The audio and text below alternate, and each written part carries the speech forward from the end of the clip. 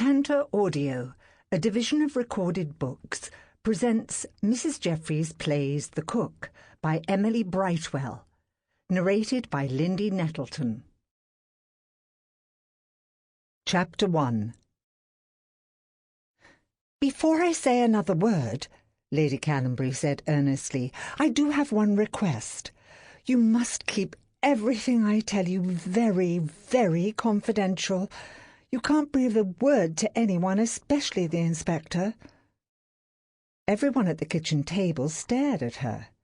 The household of Upper Edmonton Gardens, home of Inspector Witherspoon, was used to unusual requests, but this was startling even by their rather relaxed standards of behaviour. Lady Canonbury, their neighbour on the gardens, had popped in only a few moments ago while the household and their trusted friends, Luty Bell Crookshank and her butler Hatchet, were celebrating the successful conclusion of one of the inspector's more baffling murder cases. Betsy, the lovely blonde-haired maid, looked inquiringly at the housekeeper, Mrs. Jeffries. The eyes of the cook, Mrs. Goodge, bulged behind her spectacles. Smythe, the coachman, raised one dark eyebrow, and Luty Bell Crookshank, an elderly American with a love of six-shooters and a mind sharp as a barber's razor, looked positively enthralled.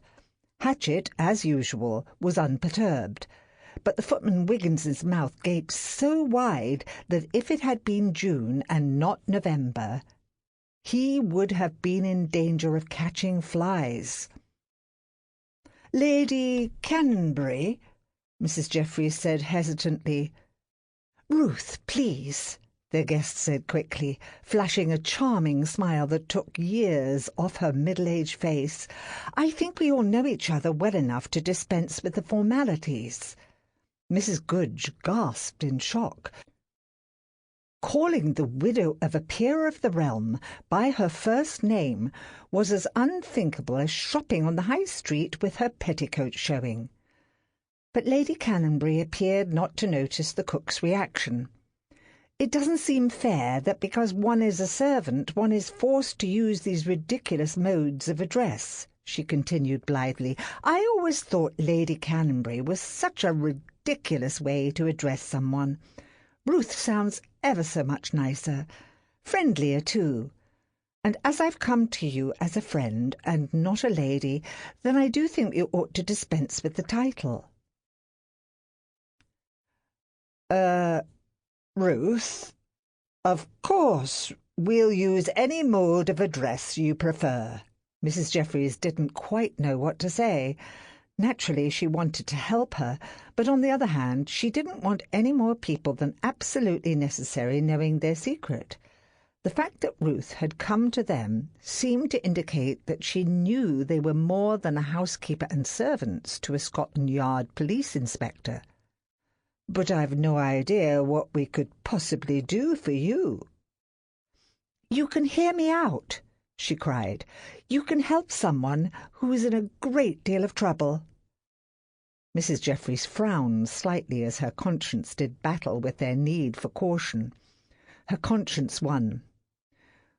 "Of course we'll hear what you've got to say. Actually, we're quite flattered you've come to us. But honestly, I've no idea why you think—" "I promise I'll not say anything to Gerald," Ruth interrupted, shaking her head earnestly.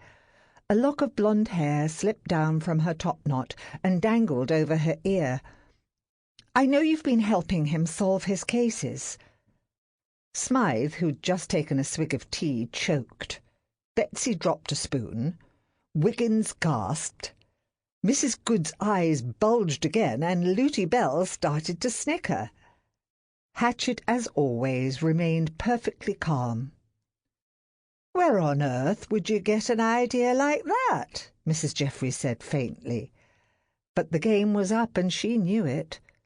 A half-wit could see by the guilty way they'd all reacted that Ruth was right on the mark. They did help the inspector with his cases, and of course he didn't know it. That would never do. "Oh, give it up, Hepzibah," Lucy said, slapping her knee and cackling. Ruth found out the same way I did, by watching and listening." She grinned at their guest. "I figured out what they was doing back when that neighbor of mine got himself poisoned." "Really? Which case was that?" "Quack by the name of Slocum got poisoned a couple of years back. I spotted Hepzibah and the others snooping around and asking questions. Mind you, they was right good at what they was doing, but I figured it out. How do you?" "I've suspected for quite some time now," she said with an apologetic smile, "but I didn't know for certain until I overheard Mrs. Jeffries talking to that nice young doctor at the tea shop." Mrs. Jeffries sighed inwardly and wished she'd been a bit more discreet in her inquiries on their last case. No doubt Lady Canonbury had got an earful when she overheard her conversation with Dr. Bosworth that day, but they'd solved the case successfully, and that was what counted. Now, though, she had to think of a way to deal with this. "How very resourceful of you," she murmured. Ruth blushed slightly. "I'm sorry, I'm not usually so bold, but I do have a friend, and she's in a great deal of trouble. I didn't know where else to turn, but I promise my lips are sealed. I'll not breathe a word to anyone about your activities." Mrs. Jeffries hesitated before answering. She'd no idea what to do or whether or not they could trust their neighbour. Looty apparently had no such reservations. "If'n she says she'll not say anything to the inspector," she said slowly, "I reckon we can trust her." "Well, really, madam," Hatchett said pompously, "I hardly think it's our place to speak for everyone." "It's quite all right, Hatchett," the housekeeper replied, smiling at Lady Canonbury. She trusted Looty's judgment. "Looty's right. I'm sure we can trust Lady Canonbury to keep her word." "Indeed you can," Ruth said quickly. "I've never betrayed a confidence in my life." Wiggins cleared his throat. "We hopes the inspector some," he said, an earnest expression on his innocent boyish face. "But he does most of it himself. He's a smart man, our inspector." "We only does a little bit of snooping," Betsy put in. "The inspector does all the rest." Mrs. Jeffries was touched by their efforts to bolster their employer's status. They were all intensely loyal. Of course, they had good reason to be devoted to Gerald Witherspoon, she thought. Betsy, now a healthy young woman of 20 with rosy cheeks and clear blue eyes, had been a half-starved waif when he'd taken her in and given her employment. Smythe and Wiggins had both worked for the inspector's late Aunt Euphemia. Upon her death, he'd kept them employed, even though he rarely used the carriage, and he needed an untrained footman about as much as he needed a hole in his head.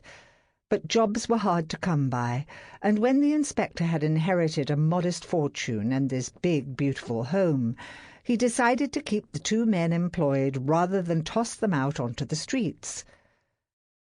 Mrs. Goodge, having lost her last position because of her age, had also been in need of a place to call home. Gerald Witherspoon had given her one. Naturally, Mrs. Jeffries was loyal as well. She genuinely admired her employer. Inspector Witherspoon was one of nature's real gentlemen, and of course being in his employ meant she could use her own rather unique detective skills. All in all, it was a most satisfactory arrangement for all concerned. But she was becoming alarmed by the number of people who'd figured out what she and the staff were up to. They really must be more careful in the future. Perhaps after Lady Canonbury told them her troubles, she'd call a meeting and they could discuss the problem. "Betsy is absolutely correct," she said with a calm smile. "Inspector Witherspoon is a wonderful detective. Positively brilliant." "But of course he is," Ruth agreed. Mrs. Jeffries thought it best to determine exactly how Lady Canonbury had caught on to what they were doing. One overheard conversation at a tea shop wasn't quite enough evidence. "I know you overheard me talking with Dr. Bosworth that day," she began, "but is that all? I mean, was there anything else you saw or heard us do that gave us away?" "Oh, it's been obvious ever since that nasty murder of that woman in my literary circle," Ruth replied honestly. "If you will remember, I was somewhat involved in that myself, only as a witness, of course. But I couldn't help but notice that you in particular, Mrs. Jeffries, were always asking questions. Why, every time I took Boadicea for a walk, there you were." Mrs. Jeffries wished a hole would open up in the floor. She was the one who gave them away.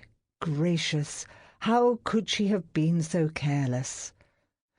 "I've so admired all of you," Ruth continued. "I think what you're doing is ever so interesting. Far more exciting than boring old tea parties and shopping on Regent Street. I've so longed to participate." "Was that all that gave us away?"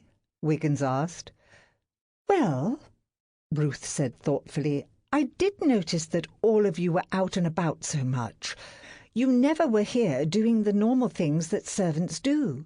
Frankly, you all do far more dashing about than any household I've ever seen. But only when the inspector is on a case. The rest of the time you behave just as every other household. But once I realized that you help him, I thought perhaps you could help me with my friend's problem." "A problem you don't want us sharing with the police," Smythe reminded her softly. He was a big, muscular man with harsh features, black hair, heavy eyebrows, and the kindest brown eyes on the face of the earth. "That's right," Ruth nodded. "I really must have your promise you won't say a word to anyone outside this room." Everyone at the table looked at the housekeeper. Mrs. Jeffries was in a quandary. She didn't wish to turn Lady Canonbury away, but on the other hand, if the woman confessed to a heinous crime, they could hardly keep silent. "You've placed us in a rather awkward position." "Don't worry, I haven't done anything criminal," Ruth said earnestly. "As I said, it's my friend who's in trouble, and, well, what she's done is wrong, but it's not criminal. Well, not too criminal, that is. You see, poor Minerva can't help herself. Besides, she always puts everything back, so it isn't really stealing. But you really mustn't say anything to the inspector. He is, after all, a policeman. I don't think he'd view Minerva's problem quite the way I do." "All right," Mrs. Jeffries said cautiously. "We'll not say anything to Inspector Witherspoon." However, if what she heard was too dastardly, she wouldn't hesitate to say something to Constable Barnes, the inspector's right-hand man. "Please, do tell us what's on your mind. If we can help, we certainly will." Ruth took a deep breath. "I have a very dear friend, Minerva Kenny. She's a very nice woman, a spinster about my age. She lives over on Markham Place. Minerva's a very gentle person, really rather unworldly, if you know what I mean." "Keeps herself to herself, does she?" Mrs. Goodge asked. "Not at all. Minerva's a very social person. She delights in the company of her friends," she explained. "By unworldly, I meant that she's not really aware of how cruel and hard the world can be sometimes." "Bit of an innocent, then," Smythe commented. Ruth nodded. "That's it exactly. She's very innocent." "If she's so innocent," he continued, "then why is she in trouble?" "Unfortunately," Ruth paused and cleared her throat, "Minerva has a rather strange affliction. It's not really her fault, though. She can't help herself." "Can't help what?" Mrs. Goodge prompted. The cook wasn't the most patient of women. "Stealing," Ruth replied. "But it's not really stealing because she always puts them back." "She's got sticky fingers, then," Wiggins said. "No, she just sees things, usually just pretty knickknacks and shiny objects in other people's homes," Ruth explained hurriedly, "and she can't help herself. She puts them in her pocket, takes them home for a day or two to, well, play with them, and then manages to put them back. Most of the time people aren't even aware the object is gone. Certainly the Astleys have no idea their little painted bluebird is gone. Goodness, their drawing room is so full of things I don't think they'd notice if half of it disappeared." "So what's the problem this time?" Smythe asked, leaning forward. "Someone catch her filching a bird?" "Oh, no. That dreadful man didn't catch her taking it. He caught her when she tried to put it back." "Matilda," Adrian Spiers said to the parlour-maid, "have you seen King?" The middle-aged man frowned slightly as he bent down and peered behind the settee. Sometimes King wedged himself behind the settee when he wanted a good solid sleep. But there was no bundle of black and white fur curled up there. "I've not seen him since lunch." "I've not seen him, sir," the parlour-maid answered. She glanced at the rug by the big walnut desk. Usually the dog lay next to Mr. Spiers as he worked in his study. His fat body would be rolled tight in front of the fire, and he'd be snoring. But the rug was bare. Matilda sat the silver tea-tray down on a rosewood table next to the settee. On the tray was a pot of tea, milk, sugar, a cup and spoon, and a plate with 4 biscuits, 2 for Mr. Spiers and 2 for King. The King Charles Spaniel loved his afternoon treat. "That's odd, sir. I've not seen him all afternoon."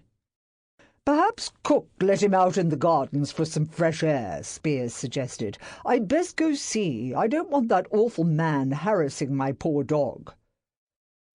"Cook wouldn't do that, sir," Matilda said quickly. "Not after what happened yesterday. Pembroke said, 'We're only to let King out with one of us. One of the footmen took him out at lunchtime, but I saw him bring the dog back inside.'" "Has anyone got in or out?" Spiers asked. "Could King have gotten out on his own?" Matilda swallowed. She didn't want to tell her employer that Janey, the tweenie, had left the back door open. Janey was her friend, and if something had happened to King, Janey'd be out on her ear. "No, sir," she lied. Someone else might tell, but Mr. Spiers wasn't going to hear nothing from her.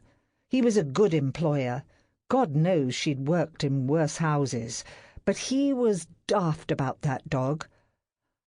"I don't think so. We've all been careful after what happened yesterday. We make sure the doors are closed." Spiers' lips pursed in disgust. "I should hope so. With neighbours like Barrett, we ought to make sure the doors are locked as well. Odious creature! Imagine throwing stones at an innocent animal." "He's not a nice man, sir," Matilda said. She began edging toward the door of the study. She wanted to warn Janey that she'd best get out in the gardens and look for that ruddy dog. "He's a callous brute," Spiers said harshly. He was frightened for his pet, but loath to let it show. "But brute or not, I'll not have him bullying my dog." He walked briskly toward the hall. "I won't have him harassing anyone from my household, including King. We've as much right to use these gardens as Barrett, and if he's thrown any more stones at King, he'll answer to me." But King didn't come when Adrian Spiers called for him. Alarmed, he called the servants, and together they searched the huge communal gardens. Spiers peered down the side of Barrett's house, straining his eyes to see in the failing light. He thought he'd heard sounds coming from the passageway. "King?" he called. "King, Where are you, boy?" Suddenly a footman shouted, "Over here, sir." Spiers swivelled on his heel and saw the footman standing in the heavy foliage in the small plot behind Barrett's terrace. "What is it?" he cried. "Is it King? Is he hurt?" He ran toward the footman, ducking branches and charging through the high bushes. He skidded to a stop at the footman's pale face and then looked down. At the sight of the twisted black and white body, his heart broke. King was curled in a semicircle, one paw resting on his snout. There was blood everywhere. "Oh, my God!" Spiers moaned. Dropping to his knees, he tenderly lifted King's head, but the dog's big brown eyes were closed forever. Tears of grief and rage swam in Spiers' eyes. King was dead. His head had been smashed in. "Look at this!" The footman pointed to a spot a few feet away. A blood-stained hammer lay atop a mound of leaves. The other servants had gathered around. Matilda shot a warning glance at Janey, who was biting her lip and twisting her hands together. God, if Spiers found out Janey had left that door open and that she, Matilda, had covered for her, they'd both be sacked. Spiers climbed to his feet, turned toward the Barrett house, and bellowed his rage at the open back door. "Barrett, you bastard! Come out and face me like a man!" "Sir?" Pembroke Spiers' butler said hesitantly, but Adrian Spiers paid him no mind. "You brute!" he bellowed again. "I demand that you come out here and face me!" By this time servants were coming to the window and the open back door. Spiers continued to shout at the top of his lungs. More and more people came out of the house. Even the painters and carpenters who'd been working on the third floor were now out and standing on the small terrace facing the garden. "What's going on here?" William Barrett demanded. He pushed past a maid. "What are you people doing? That plot you're standing on is private. Get off! Get off at once! You'll ruin those plants!" Spiers, his voice shaking with rage, pointed to the brush where his pet lay dead. "To hell with your plants! You disgusting brute! You've killed my dog!" "I'll thank you not to talk to me like that," Barrett replied. He started toward Spiers. "And I've no idea what you're talking about. Get all these people out of here." "I'm not letting you get away with murdering my dog." "I've nothing to do with your wretched dog," Barrett sneered. "But whatever's happened, make sure you keep the stupid animal out of my plot." With a scream of rage, Spiers leapt for the man's throat. Across the gardens, from the distraught Mr. Spiers, Mr. Thornton Astley paced his study. He kicked a footstool out of the way and glared at the young man sitting at the small desk by the door. "Why on earth should I drop the suit against the devil?" he snapped. "He's guilty of theft." "But you may find that difficult to prove." Neville Sharp, Astley's private secretary, said reasonably. "He covered his tracks quite well. You've no real evidence against the man." "How much more evidence do I need?" Astley yelled. He picked up a handful of papers from his desk and shook them in the air. "These prove nothing. For all we know, every one of them could have been forged by Barrett himself." "But they could be genuine, too," Sharp pointed out. "And according to these notices, the overpayments were clerical errors and the overpaid invoices were the result of a mistake. Elliot says the clerk responsible has been sacked." "But I know Barrett put him up to saying that," Astley cried. "I know the man's a thief. I've asked a number of questions about Mr. William Barrett, and this isn't the first time he's done this. I'm disgusted that I was ever stupid enough to go into business with him. I must have been blind not to see the kind of man he is." Sharp glanced at his watch. Mr. Astley, I really must get going. This tooth is causing me great pain." He held his hand up to his cheek. "If I don't get there before 5, the dentist mightn't be able to see me until tomorrow." "Go on and go," Astley said. "There's no need for you to suffer. What time is it exactly?" 4:30, sir." "Maud's late," he muttered irritably. "All right, then," he said as his secretary put his papers away. "Perhaps I'll think about dropping the lawsuit." "I think that's wise, sir." Sharp put the pen back in the drawer and snapped the ledger shut. "But by God, I'm angry." Astley began pacing again. "Angrier than I've been in years. I'll see to it that that man can't show his face in any respectable house in London. Just see if I don't. No one robs me and gets away with it. One way or the other, William Barrett is going to pay." "He'll claim that it was Elliot who inflated the invoices," Sharp pointed out, "and then it would be Mr. Elliot's word against Barrett's if we took him to court." "I've said I'll think about dropping the damned lawsuit. You needn't keep harping about it, Neville. But I'm not letting that man get away with it. He almost forced me into bankruptcy when he was my partner, and now I've evidence he's been stealing me blind now. I'll not have it. Do you hear? I'll not have it." The woman pulled her coat tighter against the wind. She wondered if anyone had seen her leave, and then decided it didn't matter. If she'd been seen, she'd claim she only went for a walk. There was no harm in that. She smiled mirthlessly as she went toward the big red brick house. It was time to take matters into her own hands. Barrett was a savage. There was only one way to deal with savages. And she meant to deal with him before tonight, before the dinner party. She couldn't stand the thought of sitting across from him, watching the ugly, knowing smirk on his face as he worked his way through soup and fish and meat. No, it was too much. No woman could be expected to endure such torment.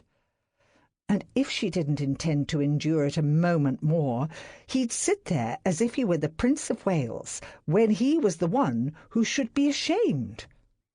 He was a brute, a cold, unfeeling cad, but she was the one who would have to endure the pain, the humiliation, the awful agony of wondering when and if he would speak up. For speak he surely would. She knew that as well as she knew her own name. Men like William Barrett couldn't be trusted with anyone's secret. She clenched her hands into fists and dragged a deep, heavy breath into her lungs. Her teeth chattered lightly, but it had nothing to do with the cold, damp November air. Nerves, she told herself as she clamped her mouth tightly shut. It's just nerves. But it will be over soon.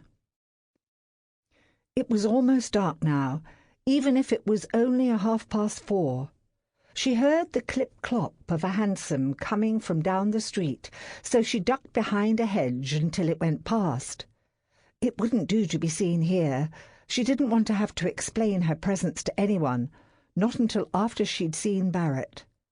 She kept her hands balled into fists to keep them from shaking. Fear turned her knees to jelly and made her insides shake. But she had no choice. She stepped out from behind the hedge and started up the walkway. The front door was wide open. It was almost as if he were expecting her. "He caught her putting it back," Wiggins muttered. "That's a bit of bad luck." "Indeed it was," Ruth agreed. "And even worse, the awful man snatched the bird right out of Minerva's hand and put it in his pocket." "You mean he's a thief too?" Mrs. Goodge queried. No, I mean he took it to torment poor Minerva. He grabbed it and told her he'd hang on to it until he can decide what to do about the situation." She shook her head sadly. "Poor Minerva is in a state. If that awful man says anything to the Astleys, she'll be ruined, absolutely ruined." Mrs. Jeffries realised they'd better learn a few more facts. First of all, why do... Sample complete. Ready to continue?